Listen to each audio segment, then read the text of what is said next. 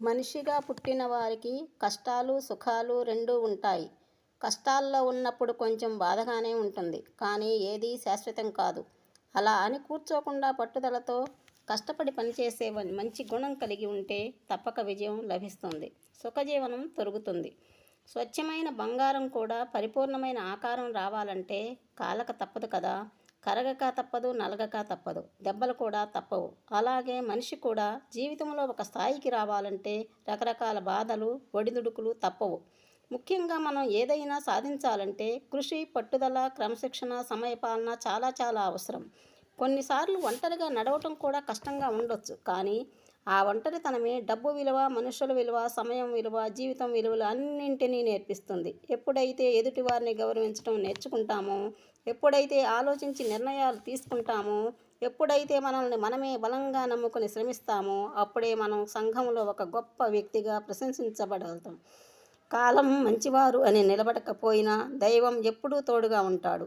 గొప్పతనం అనేది ఖరీదైన బట్టల్లోనో, ఖరీదైన వాహనాల్లోనో, పెద్ద పెద్ద భవనాల్లోనో కాదు.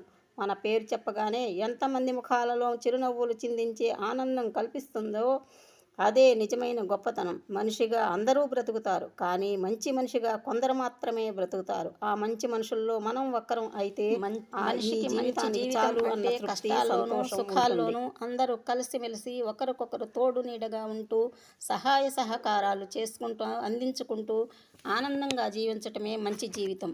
అంతేకాని ఎంత డబ్బు, ఎంత ఆస్తి సంపాదించినా ఒంటరిగా ఉండే నేనే గొప్ప అనుకునే అహంకారితో ఉంటే ఆ మనసుకు ప్రశాంతత ఉండదు. జీవితం ఎప్పుడూ భయంగా, నరకప్రాయంగా ఉంటుంది. ఎప్పుడైతే ఎదుగుతున్న వారికి చిన్న చేయూతనిస్తే మన ఎదుగుదలకు ఇంకొక రకంగా సహాయం లభిస్తుంది. మనం ఆహారం రుచిగా లేకపోతే తినలేం. కానీ ఒక్కసారి పేదవారి కోసం ఆలోచిస్తే వారికి రుచులతో పనే లేదు, ఆకలి తీరితే చాలు అన్నట్లు ఉంటుంది. కాబట్టి మనకు రుచిగా లేదని బయట పడేసే కంటే ఎంతోమంది ఆకలితో ఉన్న వారికి ఇస్తే ఆనందంగా తింటారు.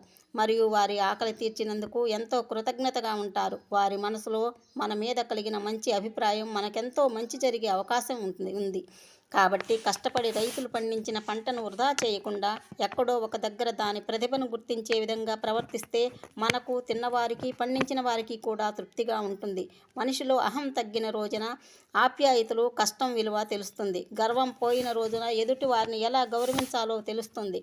నేనేంటి, నాకేంటి అనుకుంటే చివరికి ఒంటరిగానే మిగిలిపోవలసి వస్తుంది. ధనిక, పేద భేదము లేకుండా గౌరవ మర్యాదలు ఇచ్చిపుచ్చుకుంటూ అందరూ కలిసిమెలిసి ఆనందంగా జీవించటమే మంచి జీవితం. మనశ్శాంతి అనేది లేకపోతే జీవితంలో ఎన్ని ఉన్నా కూడా వ్యర్థమే. మనసు ప్రశాంతంగా ఉంటే లేమిలో కూడా ఆనందంగా ఉండవచ్చు. కానీ కడుపు నిండా ఉన్నవారికి పెట్టిన భోజనం, సముద్రంలో కురిసిన వర్షం, ధనవంతులకు ఇచ్చిన బహుమతి, పగలు వెలుగుతున్న దీపం, అసమర్థులతో కలిసి చేసే వ్యాపారం వ్యర్థం. కాబట్టి సమయానుకూలంగా అక్కడి అవసరాన్ని బట్టి వ్యవహరించటం ఉత్తమం.